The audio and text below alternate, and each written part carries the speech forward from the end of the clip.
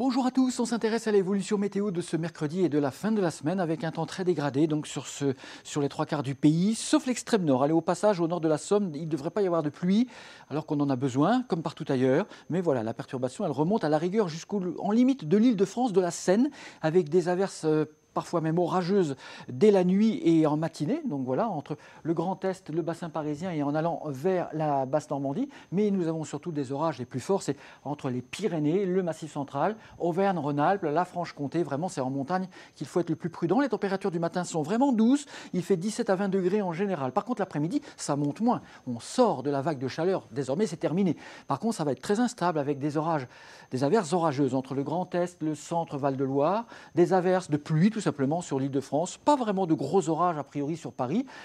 Au nord, ça restera sec. Les éclaircies vont même finir par revenir.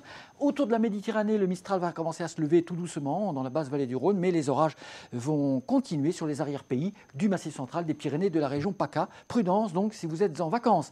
Pour la suite, jeudi, donc, on conservera un temps instable entre le centre-est et les Pyrénées, donc plutôt sur les montagnes. Amélioration au nord-ouest et la Méditerranée se dégagera. Là, les températures auront quand même relativement bien baissé. Et puis vendredi, retour du beau temps. Il fera très frais vendredi matin dans les campagnes.